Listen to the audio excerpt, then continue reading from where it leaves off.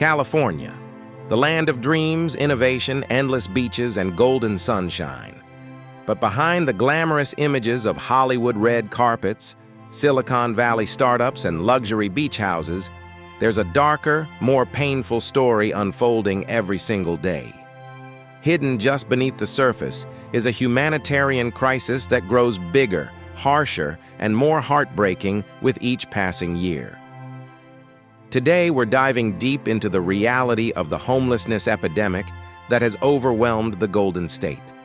No interviews, no flashy visuals, just the truth, raw, painful, and urgent. Homelessness in California is not a small issue.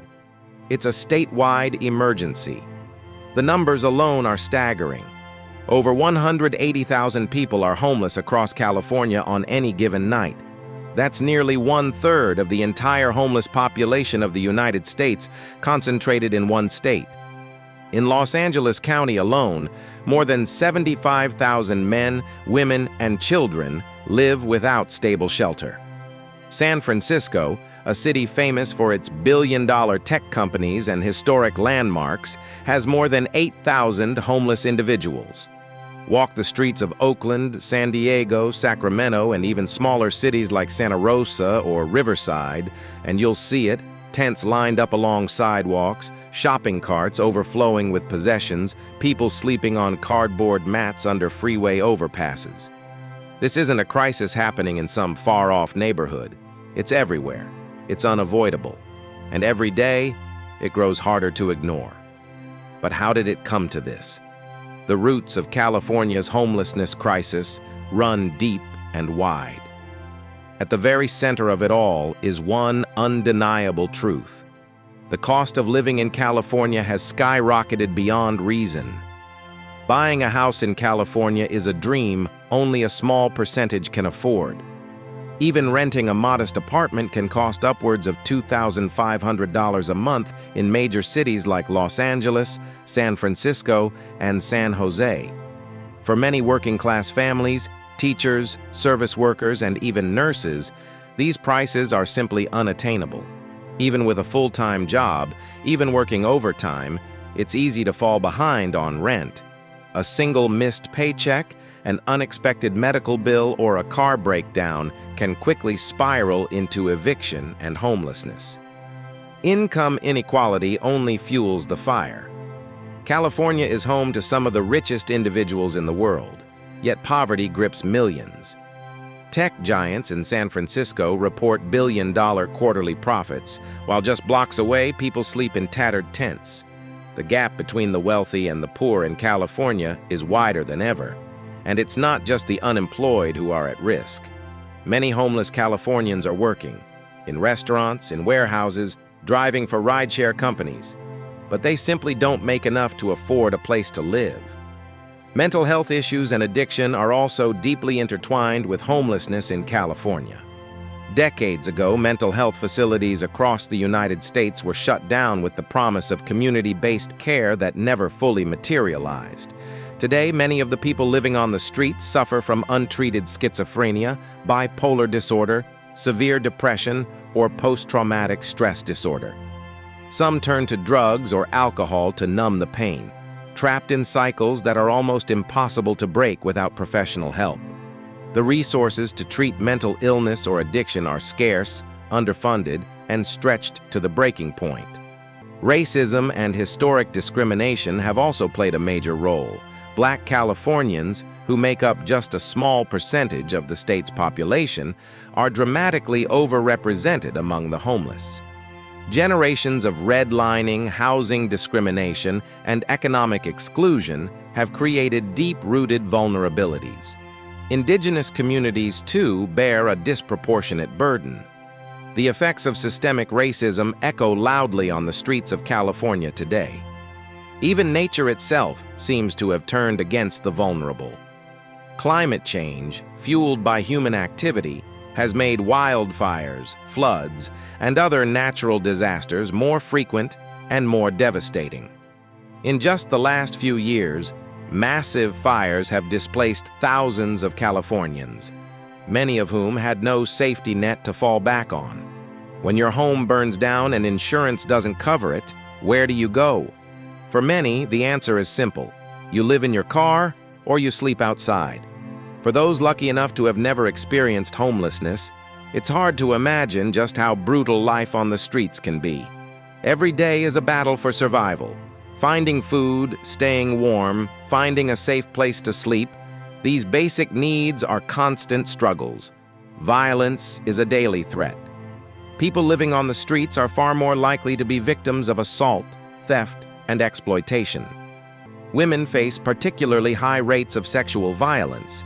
Mental and physical health deteriorate quickly. Without shelter, even minor infections can become deadly. Dehydration, hypothermia, untreated chronic conditions. These are everyday realities for tens of thousands. The emotional toll is just as devastating. Homelessness strips away dignity. It strips away the small comforts most of us take for granted: privacy, security, the ability to rest without fear. It's a life lived under constant public scrutiny and judgment, often criminalized just for existing in public spaces. Sleeping in a park, setting up a tent, even sitting on a sidewalk, all of these actions can lead to tickets, fines, and arrests. The very system that should be helping the vulnerable too often punishes them instead. Yet even amid the suffering, there are countless stories of resilience, courage, and humanity. On the streets, people form communities. They look out for each other.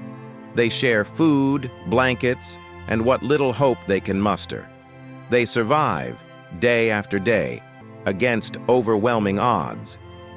In response to the growing crisis, California's leaders have pledged billions of dollars in funding. Massive bond measures have been passed. New shelters have been built. Affordable housing projects have been announced with great fanfare. Outreach programs have been expanded. Cities like Los Angeles and San Francisco have tried to create new pathways off the streets, offering mental health support, drug treatment programs, and temporary housing. But despite all these efforts, the crisis continues to deepen. Why? Part of the answer lies in the sheer scale of the problem. The demand for affordable housing far outpaces the supply. Building new units is slow and incredibly expensive. Permits, regulations, and lawsuits often delay projects for years. In many neighborhoods, residents resist new shelters or affordable housing developments, a phenomenon often called NIMBYism, or not in my backyard attitudes, which makes building new housing even harder.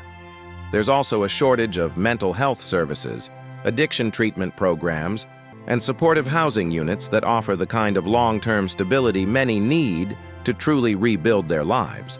Emergency shelters can offer a bed for the night, but they rarely offer a path out of homelessness. Without permanent supportive housing, without mental health care, without job training and employment opportunities, people fall back through the cracks again and again. Even well-intentioned programs sometimes falter because of bureaucratic inefficiency and lack of coordination. Different agencies often work separately, duplicating efforts or failing to share information.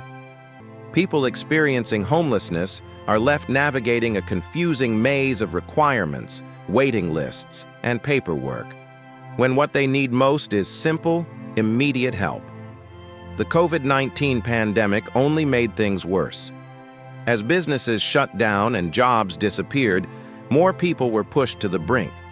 Eviction moratoriums temporarily protected some, but as they expired, a new wave of homelessness swept across cities already stretched to their limits.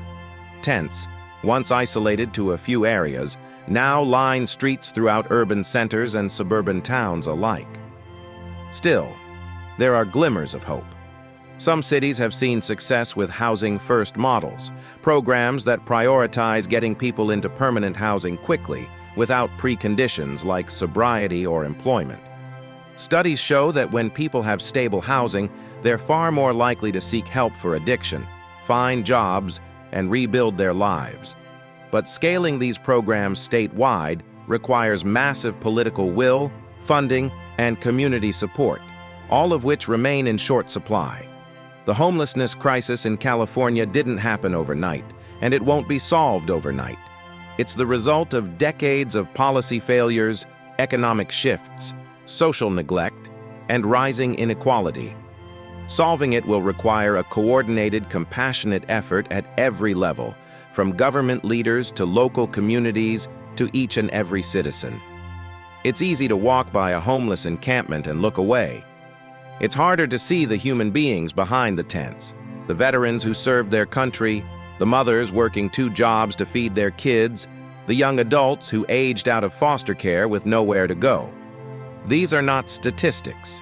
They are people, and they deserve better. California, the land of opportunity and innovation, has the resources, the wealth, and the creativity to address this crisis. But it will require more than money. It will require empathy, courage, and a willingness to rethink the way society treats its most vulnerable members. Homelessness is not inevitable. It is a man-made disaster created by choices and policies, and therefore, it can be changed by choices and policies. The question is whether California and the nation as a whole has the will to act. Until then, tens of thousands will continue to sleep under the stars in the shadow of some of the richest cities on Earth. Their suffering will continue, hidden in plain sight, a silent tragedy unfolding every single day.